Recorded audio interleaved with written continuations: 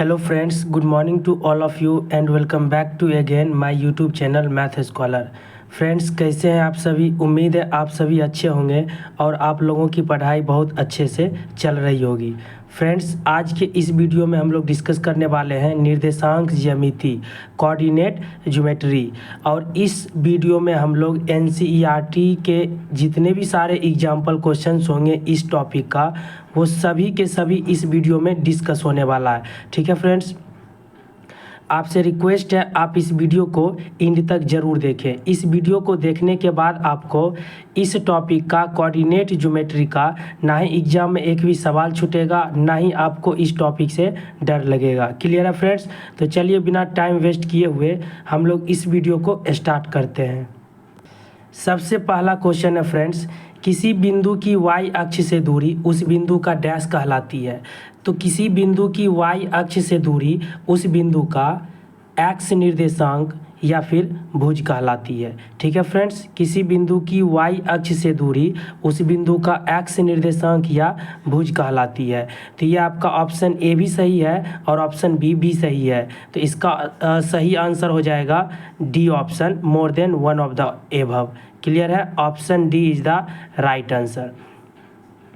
अगर आपको कन्फ्यूजन होता है तो हमेशा उल्टा याद रखिए। y अक्ष से दूरी पूछा जा रहा है तो इसका उल्टा आंसर दीजिए x निर्देशांक या भुज। ठीक है, अगर x अक्ष से दूरी पूछेगा तो उसका उल्टा उत्तर देना है y निर्देशांक या फिर कोटि। क्लियर है फ्रेंड्स? चलिए हम लोग सेकेंड नंबर क्वेश्चन देखते हैं।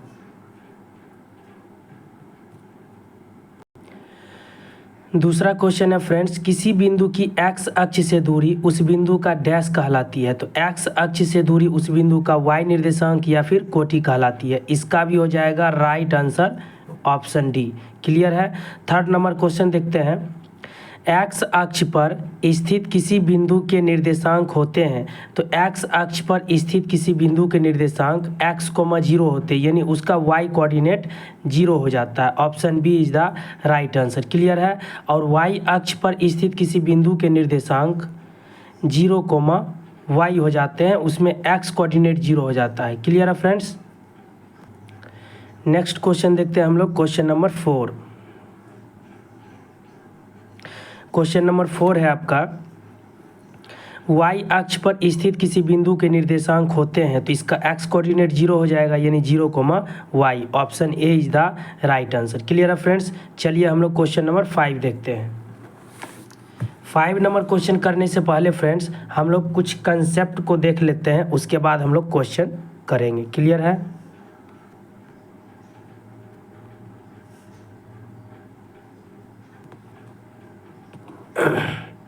दिख रहा आपको?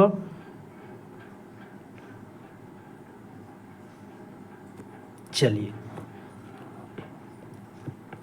कंसेप्ट क्या है फ्रेंड्स, दो बिंदुओं P एवं Q के बीच की दूरी अगर कैलकुलेट करना हो और दो बिंदु आपको दिया हो P x1, y1, Q x2, y2, तो PQ बराबर होगा √x2 - x1 का whole square plus y2 - y1 का होल स्क्वायर। क्लियर है फ्रेंड्स? या फिर आप ऐसे भी इसको लिख सकते हैं x1 - x2 का whole square plus y1 - y2 का होल स्क्वायर। क्लियर है? क्योंकि निगेटिव नंबर का स्क्वायर भी पॉजिटिव आता है और पॉजिटिव नंबर का स्क्वायर भी पॉजिटिव आता है। क्लियर है फ्रेंड्स? तो उल्टा या सीधा आप किसी भी तरीके से यूज कर सकते हैं। किसी बिंदु P x1, y1 की मूल बिंदु से दूरी क्या होगी? अगर किसी भी बिंदु की मूल बिंदु से दूरी कैलकुलेट करना हो फ्रेंड्स तो √x²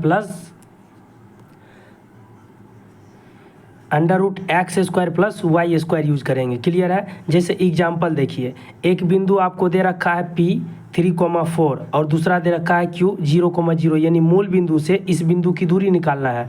तो √ क्या होगा? x² plus y²। मूल बिंदु को छोड़ देना है और जो पॉइंट्स दिया हुआ रहेगा दोनों का स्क्वायर करके जोड़ देना है। ठीक है, तो यह आ जाएगा 3 × 9 + 4 × 16 25, 25 का वर्गमूल √5 क्या आ गया? डिस्टेंस आ गया PQ। क्लियर है? चलिए हम लोग क्वेश्चन नंबर 5 देखते हैं। x एवं y में एक ऐसा संबंध ज्ञात कीजिए ताकि बिंदु x, y बिंदुओं 7, 1 और 3, 5 से समदूरस्थ हो, यानी कि इक्विडिस्टेंस हो। ठीक है फ्रेंड्स, तो आप इसे समझें अच्छे से। जैसे हमें बिंदु दे रखा है एक 7, 1 दे रखा है 7, 1 और दूसरा दे रखा है 3, 5।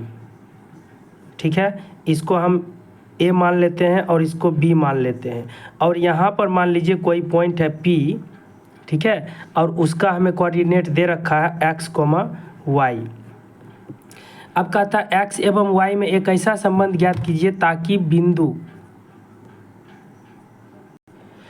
तो इसमें क्या करना है फ्रेंड्स, ये जो पॉइंट है P बिंदु A एवं B से क्या है, समदूरस्थ है। तो समदूरस्थ के केस मतलब क्या होता है कि यहाँ से यहाँ जो डिस्टेंस होगा वही डिस्टेंस यहाँ से यहाँ होगा, यानी पी ए का जो डिस्टेंस होगा फ्रेंड्स वो पी बी के डिस्टेंस के क्या होगा, बराबर होगा। क्लियर है, तो इसका मतलब क्या है कि दोनों का डिस्टेंस सेम है, तो दोनों का अगर हम स्क्वायर कर दें तो वो भी क्या होगा, बराबर होगा। क्लियर है फ्रेंड्स, अब हमें डिस्टेंस कैलकुलेट कर लेना है x,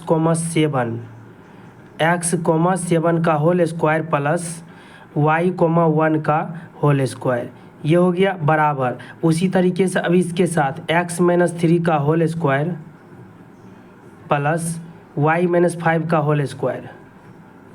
आप उल्टा भी माइनस कर सकते हैं, सीधा भी माइनस कर सकते हैं, कोई दिक्कत नहीं है। ठीक है फ्रेंड्स, तो ये हो गया a - b का whole square, a square - 2ab 7 दूना 14x plus b square 49, a square - 2ab 2y plus b का होल स्क्वायर 1 हो जाएगा, बराबर इधर कीजिएगा a square - 2ab plus b का whole square, a square - 2ab plus b का होल स्क्वायर 25 हो जाएगा। y स्क्वायर से y square cancel friends, x square से x स्क्वायर कैंसिल। क्लियर है, अब यह हो गया -14x और यहाँ बचा ये -6x, इसको इधर ले आइए तो प्लस हो जाएगा, तो इधर बचेगा -8x। क्लियर है, उसके बाद यहाँ है -2y, इसको जब लेफ्ट साइड ले आइएगा तो प्लस हो जाएगा, तो यहाँ बचेगा +8y बराबर 25, 5, 30, 4, 34 है इधर बचा हुआ, माइनस 49 है 1, 50, 50 इधर आकर के क्या होगा फ्रेंड्स, घट जाएगा। क्लियर है, तो ये हो गया -8x प्लस 8y बराबर कितना बचेगा फ्रेंड्स, -16। तो इसमें 8 कॉमन ले लीजिए, तो x माइनस क्या बचेगा y, क्योंकि माइनस माइनस प्लस बराबर क्या इधर बचेगा -16, ये कट जाएगा फ्रेंड्स, यानी x - y बराबर क्या आएगा 8 दूना 16। तो दोनों के बीच में रिलेशन क्या आ गया friends, x - y = 2। Option A is the right answer. Clear है, आई होप आपको समझ में आया होगा। चलिए हम लोग देखते हैं क्वेश्चन नंबर 6।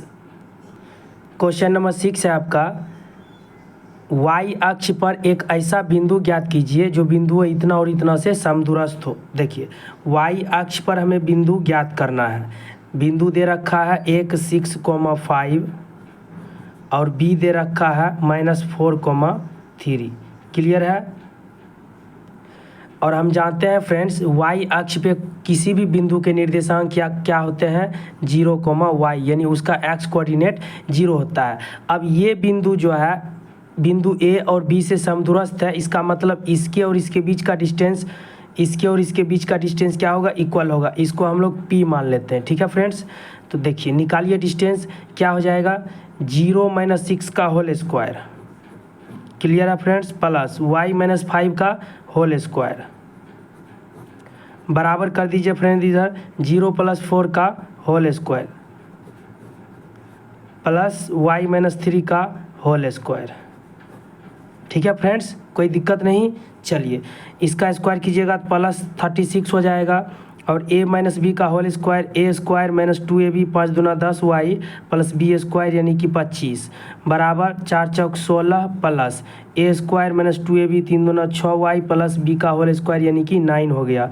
y स्क्वायर से y स्क्वायर कैंसिल हो गया फ्रेंड्स, 36 और 25 है यहाँ पे, ये हो गया -10y, इसको आप इधर ले आइए तो +6y हो जाएगा बराबर 16, 4, 20, 5, 25 16 4 20 5 25 और इधर भी आपका 25 है, कट गया फ्रेंड्स। इस 36 को राइट साइड ले आइएगा तो -36 हो जाएगा।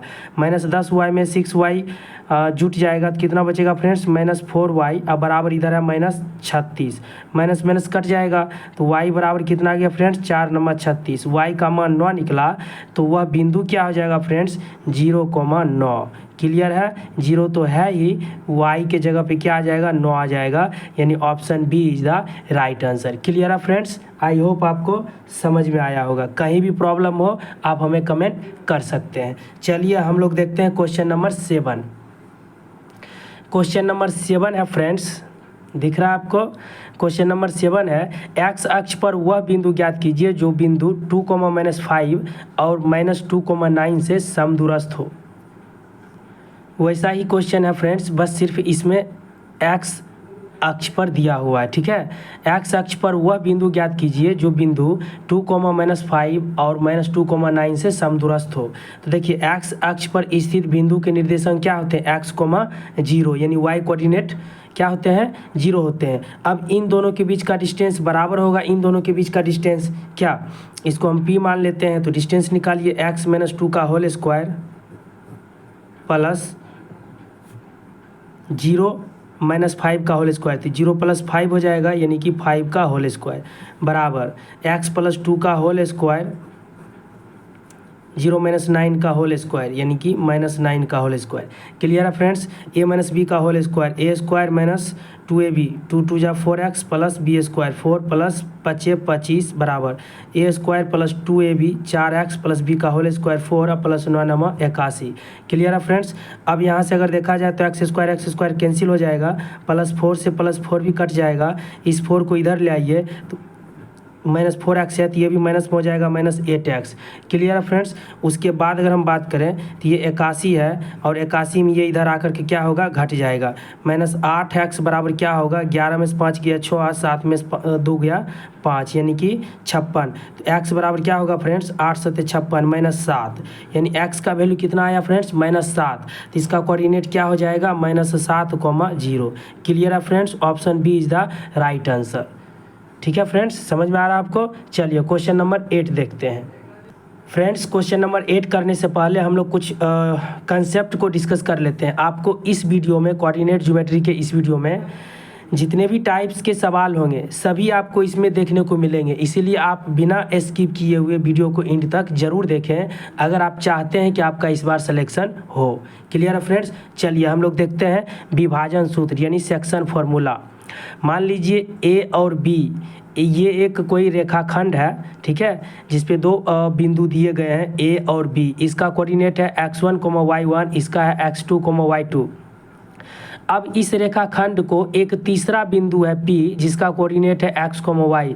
इस रेखाखंड को यह जो बिंदु है P, इसको m/n में क्या करता है, विभाजित करता है। तो आप बताइए इस P के निर्देशांक क्या होंगे। ठीक है, देखिए हम यहाँ लिखे हैं फॉर इंटरनली, यानी आंतरिक रूप से अगर डिवाइड करेगा फ्रेंड्स तो बिंदु P के जो निर्देशांक होंगे mx2 + nx1 बटा m + n, my2 + ny1 बटा हो जाएगा m + n। क्लियर है। फॉर एक्सटर्नली, ठीक है, फॉर एक्सटर्नली यानी कि बाह्य रूप से, एक्सटर्नली बोलते हैं ना, इंटरनली और एक्सटर्नली, बाह्य रूप से। तो बिंदु के निर्देशांक क्या होंगे, mx2 - nx1 बटा m - n, my2 - ny1 बटा m - n। क्लियर है फ्रेंड्स। देखिए अगर आपके क्वेश्चंस में कुछ भी नहीं लिखा हुआ है, ना ही आंतरिक रूप से लिखा हुआ है ना ही बाह्य रूप से लिखा हुआ है, तो आपको समझना है इंटरनली। ध्यान रखिएगा यह बात। अगर क्वेश्चन में कुछ भी ना लिखा हो, ना ही आंतरिक ना ही बाह्य रूप से, तो इसका मतलब आपको क्या समझना है, आंतरिक कैलकुलेट करना है। ठीक है, लेकिन अगर आपको इंटरनली अगर बाह्य रूप से पूछेगा ना, तो आपको वहाँ पे क्वेश्चन में लिखा हुआ रहेगा, मेंशन रहेगा एक्सटर्नली क्या करता है, डिवाइड करता है। फॉर्मूला एक ही है फ्रेंड्स, बस अगर एक्सटर्नली है बाह्य रूप से तो इस फॉर्मूला में प्लस के जगह पे माइनस आ गया। क्लियर है। चलिए आगे बढ़ते हैं। अब है यहाँ मध्य बिंदु सूत्र यानी मिड पॉइंट फॉर्मूला। मान लीजिए कोई रेखाखंड ए और बी है और इसका मध्य बिंदु पी है, तो इस पी के हमें निर्देशांक चाहिए। तो x1 प्लस x2 बटा 2, y1 प्लस y2 बटा 2, दोनों x कोऑर्डिनेट को ऐड करके 2 से डिवाइड कर दीजिए, दोनों y कोऑर्डिनेट को ऐड करके भी 2 से डिवाइड कर दीजिए। क्या निकल जाएगा? मिड पॉइंट निकल जाएगा। क्लियर है फ्रेंड्स? चलिए हम लोग क्वेश्चन देखते हैं। क्वेश्चन नंबर 8, बिंदु 5,6 तथा 7,8 को मिलाने वाले रेखाखंड के मध्य बिंदु के निर्देशांक क्या होंगे? तो देखिए मध्य बिंदु के निर्देशांक क्या होंगे? x1 प्लस x2 बटा 2। मान लीजिए P कोई मध्य बिंदु है, उसका हमें कोऑर्डिनेट चाहिए, तो x1 प्लस x2 बटा 2, 5 प्लस 7 बटा क्या हो जाएगा 2, और 6 प्लस 8 बटा क्या होगा 2, 7 5 12 बटा 2, और ये हो जाएगा 8 6 14 बटा 2, 7 और ये 6। तो कोऑर्डिनेट क्या आ जाएगा फ्रेंड्स? 6,7। क्लियर है? मिड पॉइंट क्या आ गया? 6,7, यानी option A is the right answer. Clear है? चलिए क्वेश्चन नंबर 9 देखते हैं। क्वेश्चन नंबर 9 है, उस बिंदु के निर्देशांक ज्ञात कीजिए जो बिंदुओं 4,-3 और 8,5 को जोड़ने वाले रेखाखंड को आंतरिक रूप से 3:1 के अनुपात में विभाजित करता है। तो मान लीजिए कोई रेखाखंड है ये आपका, और इसका कोऑर्डिनेट दे रखा है 4,-3 और एक का दे रखा है 8,5, ठीक है, और इसको जो है 3:1 में विभाजित करता है। कौन विभाजित करता है? P, और इसका कोऑर्डिनेट है x, y, पता नहीं है हमें। ठीक है फ्रेंड्स, ये A हो गया, मान लीजिए ये B हो गया। तो हम लोग देखिए आंतरिक रूप से इसमें मेंशन किया हुआ है, तो निकालते हैं। सबसे पहले x कोऑर्डिनेट निकालते हैं, P x, y क्या होता है फॉर्मूला? mx2। पहले फॉर्मूला लिख देते हैं, mx2 प्लस nx1 बटा m plus n, my2 plus ny1 बटा m प्लस n। क्लियर है? अब वैल्यू रख दीजिए। m का वैल्यू 3 है, x2 x1 y1, x2 y2, x2 कितना है? 8 है, प्लस n का वैल्यू 1 है, और x1 क्या दे रखा है? 4 बटा 3 प्लस 1 4, m का वैल्यू 3, y2 कितना है? 5 प्लस n का वैल्यू 1, y1 कितना है? -3 बटा 3 प्लस 1 यानी कि 4 हो गया। ठीक है फ्रेंड्स, 8 3 24, 24 से 4 कितना हो जाएगा? 28, 28 बटा 4। इधर देखते हैं, 5 3 15, 15 - 3 कितना हो जाएगा फ्रेंड्स? 12 बटा 4, 4 3 12, 4 7 28, कितना आ गया? ये हो गया आपका 7,3। ठीक है फ्रेंड्स, इस बिंदु P के कोऑर्डिनेट क्या आ गए? 7,3। Option A is the right answer. Clear है? चलिए क्वेश्चन नंबर 10 देखते हैं। क्वेश्चन नंबर 10 है, बिंदु -4,6 बिंदुओं -6,10 और 3,-8 को जोड़ने वाले रेखाखंड को किस अनुपात में विभाजित? अब देखिए फ्रेंड्स, इस क्वेश्चन में आपको रेशियो ही पूछ दिया गया है। ठीक है, वहाँ पर कोऑर्डिनेट पूछा गया था, यहाँ पर रेशियो पूछा गया है।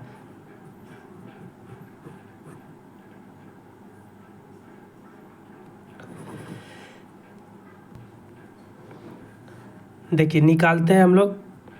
ये जो बिंदु है P -4,6, इसका कोऑर्डिनेट क्या होगा? m x2 यानी कि 3 प्लस n x1 -6 बटा m प्लस n। क्लियर है?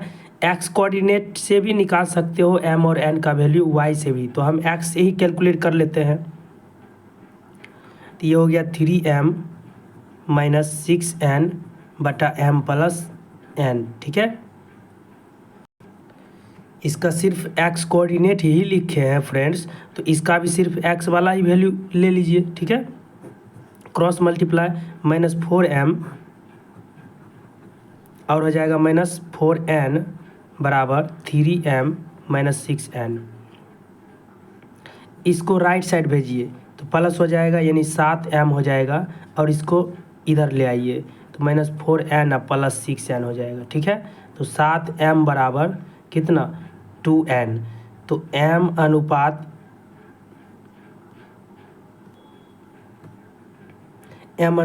n क्या हो जाएगा फ्रेंड्स? 2:7। समझ में आया फ्रेंड्स यह क्वेश्चन? ये P के कोऑर्डिनेट थे और ये दोनों पॉइंट के कोऑर्डिनेट दे रखे हैं, ठीक है। हमें चाहिए m अनुपात n का वैल्यू, तो फॉर्मूला लगा दिए। इसमें हम x कोऑर्डिनेट को ही सिर्फ लिखे mx2 प्लस nx1 बटा m प्लस n, और सिर्फ x वाला लिखे हैं तो सिर्फ x वाले के क्या कर दिए, बराबर कर दिए, ठीक है। आप y कोऑर्डिनेट को भी लिख करके इस 6 के बराबर कीजिएगा तो आंसर इतना ही आएगा, ठीक है। तो दोनों को लिखने का कोई मैटर नहीं है, किसी एक को ही लिखने से अगर आ जाता है तो आप वैसा कर सकते हो। जब दो रेशियो आपस में बराबर होते हैं तो रेशियो में जब लिखना होता है, दो नंबर्स बराबर होते हैं तो उल्टा कर देते हैं। m का मल्टीपल 7 है तो वो n के जगह पे चला जाएगा, n का मल्टीपल 2 है तो वो m के जगह पे चला आएगा, ठीक है। Option C is the right answer. चलिए हम लोग क्वेश्चन नंबर 11 देखते हैं। क्वेश्चन नंबर 11 देखते हैं। बिंदुओं A एवं B को जोड़ने वाले रेखाखंड को समत्रिभाजित करने वाले बिंदुओं के निर्देशांक ज्ञात कीजिए। देखिए ये A है और ये B है। A का कोऑर्डिनेट है 2, -2 और B का कोऑर्डिनेट है -7, -4। क्लियर है? एक यहाँ पॉइंट होगा, एक यहाँ होगा, 1 2 3, तभी तो समत्रिभाजित होगा, यानी कि सभी भाग आपस में क्या होंगे, बराबर होंगे। सभी पार्ट्स क्या है, इक्वल है। देखिए अगर हम यहाँ से यहाँ तक का वैल्यू 1 मान लें तो यहाँ से यहाँ तक का वैल्यू क्या हो जाएगा, 2 हो जाएगा, क्योंकि 3 पार्ट्स हैं, ठीक है फ्रेंड्स। ये P मान लेते हैं, ये Q मान लेते हैं। अब हम पहले P कोऑर्डिनेट निकाल लेते हैं, ठीक है। हमें पता चल गया m का वैल्यू 1 है और n का वैल्यू 2 है, तो P के निर्देशांक निकालिए फ्रेंड्स। क्या होता है, mx2 x2 कितना हो जाएगा, -7। x2 कितना हो जाएगा फ्रेंड्स, -7 प्लस n यानी कि 2, x1 क्या हो जाएगा 2 बटा 2 + 1 कितना 3। क्लियर है? अब आगे आते हैं हम लोग, my2 यानी कि 4 प्लस n y1 यानी कि -2 बटा 2 + 1 3। क्या हो जाएगा फ्रेंड्स, -7 और +4 -3/3, 4 - 4 0/3। तो ये हो गया -1 और 0, इसका कोऑर्डिनेट आ गया -1, 0। क्लियर है फ्रेंड्स? अब हमें Q का चाहिए, तो देखिए सभी पार्ट्स जब सेम है तो Q is the mid point of P भी होगा कि नहीं होगा। तो मिड पॉइंट से ही हम लोग Q का कोऑर्डिनेट निकाल लेते हैं, -1 और प्लस -7 और बटा 2, 0 + 4/2, तो -8/2, 4/2 क्या हो जाएगा, -4, 2। क्लियर है friends? Option A is the right answer. समझ गए फ्रेंड्स? इसका आंसर क्या आ गया, Q का कोऑर्डिनेट क्या आ गया, -4, 2 और P का कितना है, -1, 0। ए इसका आंसर हो गया, ठीक है। आपको समझ में आ रहा है? चलिए क्वेश्चन नंबर 12 देखते हैं। यदि बिंदु A, B, C और D एक समांतर चतुर्भुज के शीर्ष इसी क्रम में हो तो P का मान ज्ञात कीजिए। समांतर चतुर्भुज किसको कहते हैं, जिसकी आमने सामने की भुजा समानांतर हो आयत की तरह, ठीक है friends. A, B, C, D सबका कोऑर्डिनेट रख देते हैं, 6, 1, 8, 2, 9, 4, P, 3। देखिए फ्रेंड्स, समांतर चतुर्भुज के जो विकर्ण होते हैं एक दूसरे को समद्विभाजित करते हैं, यानी कि 2 बराबर भागों में बांटते हैं। ए सी का भी मिड पॉइंट क्या होगा, m होगा, और बी डी का भी मिड पॉइंट m होगा। तो पहले इस केस में मिड पॉइंट कैलकुलेट करते हैं, 6 + 9/2, 1 + 4/2, ठीक है। इसका मिड पॉइंट आ गया इस केस में। अब इस केस में इसका मिड पॉइंट निकालते हैं, तो 8 + P/2, 2 + 3/2। समझे या नहीं समझे? दोनों मिड पॉइंट ही है फ्रेंड्स, तो दोनों आपस में क्या होंगे, बराबर होंगे, ठीक है। 9, 6, 15/2, 5/2 बराबर 8 प्लस पी बटा 2 कोमा 3×5/2। अब देखिए एक्स कोऑर्डिनेट दोनों आपस में क्या होंगे, बराबर होंगे। 8 प्लस पी बटा 2 दिख रहा फ्रेंड्स। चलिए 8 प्लस पी बटा 2 बराबर क्या होगा, 15/2। 2 से 2 कट जाएगा, पी बराबर क्या निकलेगा फ्रेंड्स, 15 - 8 यानी 7। ठीक है, पी का वैल्यू क्या आ गया फ्रेंड्स, 7 आ गया। Option C is the right answer. Clear है। चलिए हम लोग क्वेश्चन नंबर 13 देखते हैं। नेक्स्ट क्वेश्चन करने से पहले फ्रेंड्स इस कंसेप्ट को समझ लेते हैं। लास्ट कंसेप्ट है त्रिभुज का क्षेत्रफल, एरिया ऑफ ए ट्राइंगल। हम लोग जानते हैं कि त्रिभुज का क्षेत्रफल होता है 1/2 गुना आधार गुना शीर्ष लंब। ठीक है, यानी area equal to 1/2 into base into height. एक और फॉर्मूला होता है फ्रेंड्स, जब आपको त्रिभुज के तीनों निर्देशांक दे रखे हों, तीनों शीर्ष के निर्देशांक ABC, क्या होता है formula, 1/2 x1 y2 - y3 plus x2 y3 - y1 plus x3 y1 - y2। ठीक है, बहुत लंबा चौड़ा फॉर्मूला है फ्रेंड्स, लेकिन आप वीडियो के एंड तक बने रहें। आपको ये लंबा चौड़ा फॉर्मूला से सॉल्व नहीं कराया जाएगा, आपको एक ऐसा तरीका बताया जाएगा कि आप भी बोलिएगा कि हाँ सर बिल्कुल यह तरीका सही है, फॉर्मूला का झंझट ही खत्म हो गया है। ठीक है, आगे देखते हैं थर्ड पॉइंट। जब 3 बिंदुएं A, B एवं C संरेख हो तो इससे बनने वाला त्रिभुज का क्षेत्रफल हमेशा क्या होगा, 0 होगा। याद रखिएगा। 4 नंबर कंसेप्ट क्या है, जब तीनों बिंदुएं संरेख होगा A, B और C अर्थात एक ही लाइन पे होगा, तो उस केस में AB का जो स्लोप होगा वही स्लोप किसका होगा, BC का या फिर AC का। ठीक है, किन्हीं भी दो साइड्स का जो स्लोप होगा वो निकाल के आप क्या कर दीजिए, बराबर कर दीजिए। जो भी अननोन होगा उसका वैल्यू कैलकुलेट हो जाएगा। ठीक है, चलिए हम लोग क्वेश्चन देखते हैं। क्वेश्चन है आपका 13 नंबर, उस त्रिभुज का क्षेत्रफल ज्ञात कीजिए जिसके शीर्ष 1, -1, -4, 6 और -3, -5 है। ठीक है, देखिए शीर्ष दे रखा है 1, -1, -4, 6 और क्या दे रखा है, -3, -5। अब आप ही बताइए, ये फॉर्मूला देखिए कितना लंबा है, ये वाला फॉर्मूला। अब सब पर वैल्यू पुट कीजिए, उसके बाद सॉल्व कीजिए। प्लस माइनस में कहीं गड़बड़ी हुआ तो समझिए आपका आंसर भी गया, मेहनत भी बेकार हो जाएगा। ठीक है, तो उस तरीके से हम लोग सॉल्व नहीं करेंगे। हम लोग देखिए किस तरीके से सॉल्व करते हैं। इस तीनों कोऑर्डिनेट्स में क्या करना है, किसी भी एक को 0 बना देना है। ठीक है फ्रेंड्स, किसी भी एक को, इसको किसी भी एक को हम 0 बना लेते हैं। तो हम इसको 0 बना लेते हैं। ठीक है, इसको 0 बनाने के लिए हम क्या करते हैं, इस 1 में -1 को जोड़ देते हैं और इस -1 में +1 को जोड़ देते हैं। ठीक है, तो जो काम यहाँ किए हैं वही काम सभी जगह करेंगे। -1 1, यहाँ भी दे देते हैं -1 और 1। क्लियर है ये चीज़। अब देखिए ये हो गया आपका 0, 0। अब -4 में -1 हम ऐड करेंगे तो क्या होगा, -5 होगा। 6 में 1 ऐड करेंगे तो क्या होगा, 7 होगा। उसके बाद यहाँ -3 में -1 को ऐड कीजिएगा तो -4 होगा और -5 में 1 को ऐड कीजिएगा तो -4 होगा। क्लियर है, यहाँ तक समझ गए। अब जो 0 हम जिसको बना दिए उसका हमें अब कोई काम ही नहीं है। ठीक है, हमें इसी दोनों का काम है। अब आपको क्या करना है, बाहर वाले का बाहर से मल्टीप्लाई कितना होगा, माइनस गुना माइनस प्लस, 5 चौक 20। यहाँ लिख दिए फ्रेंड्स, चलिए लिख दिए। उसके बाद आपको माइनस करना होगा, अंदर वाले का अंदर से मल्टीप्लाई, 7 चौक 28, -28 है। ठीक है, और 2 से डिवाइड कर देना है, मॉड लगा देना है। समझ में आया फ्रेंड्स, क्या हो जाएगा, 20 माइनस माइनस प्लस 28/2 तो 48/2।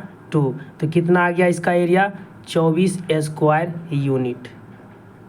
बताइए ये ट्रिक कैसा लगा आपको, अच्छा लगा। Option A is the right answer. Area निकल गया फ्रेंड्स। हाँ देखिए हम यहाँ क्या किए, पहले बाहर वाले को बाहर से मल्टीप्लाई किए, उसके बाद माइनस किए अंदर वाले को अंदर से मल्टीप्लाई करके। आप पहले इसको भी लिख सकते हैं। देखिए अंदर वाले को पहले लिखिए, 7 चौक 28, -28 फिर माइनस करना है, 5 चौक 20, माइनस माइनस प्लस।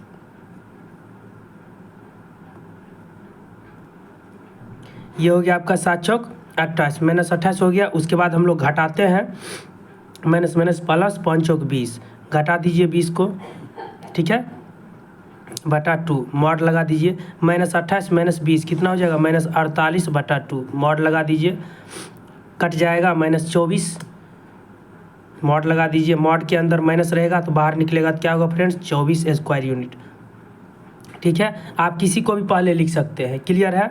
चलिए हम लोग क्वेश्चन नंबर लास्ट देख लेते हैं, 14 नंबर। के का मान ज्ञात कीजिए यदि बिंदु ए बी और सी संरेखी हैं, ठीक है।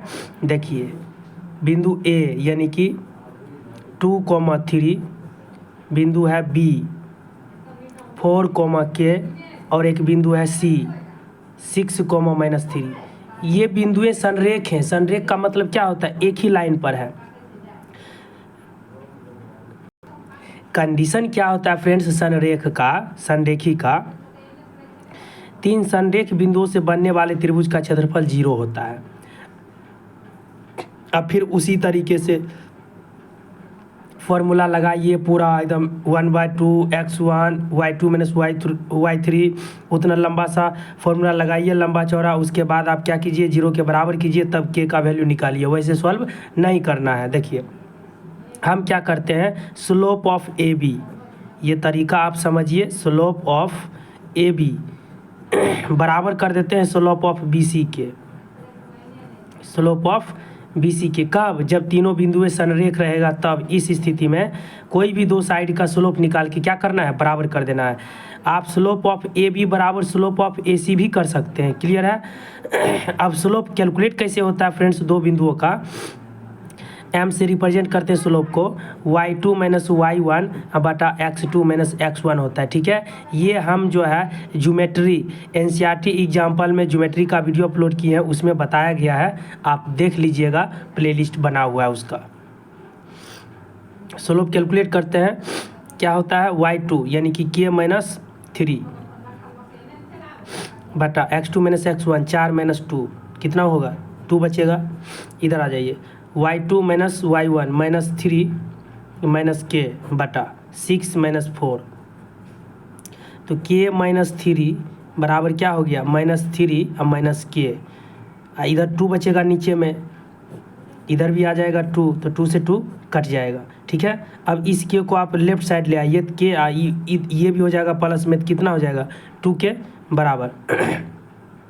ये है -3, इस -3 को राइट साइड लेके जाइएगा तो +3, तो यानी कि 2 के बराबर क्या आ गया, 0, तो k बराबर क्या आ गया फ्रेंड्स, 0/2 बराबर 0। k का वैल्यू देखिए तुरंत निकल गया, कितना निकला, 0। Option A is the right answer, clear है फ्रेंड्स। तो 15 नंबर क्वेश्चन आप देख सकते हैं, उस त्रिभुज का क्षेत्रफल ज्ञात कीजिए जिसके शीर्ष ए बी और सी दिए गए हैं। जो ट्रिक आपको बताया गया है, इस वीडियो में शेयर किया गया है, हम चाहते हैं कि आप उसी ट्रिक का इस्तेमाल करके इसका आंसर निकालें, एरिया कैलकुलेट करें और हमें कमेंट में बताएं कि आपका आंसर क्या आया है, ऑप्शन सहित, क्लियर है friends. Do your self friends. इस वीडियो में जो भी क्वेश्चंस डिस्कस किए गए हैं, अगर उसका आपको PDF चाहिए तो आपको व्हाट्सएप ग्रुप का लिंक डिस्क्रिप्शन बॉक्स में मिलेगा, उसको आप ज्वाइन कर लीजिए, वहाँ पर सेंड किया जाता है। या फिर आप इस नंबर पे SMS कर सकते हैं, आपको वहाँ से भी PDF प्रोवाइड करा दिया जाएगा, ठीक है। चलिए मिलते हैं नेक्स्ट वीडियो में, और अपना फीडबैक ज़रूर बताएं कि आपको यह वीडियो कैसा लगा। So thank you very much and thank you for watching video.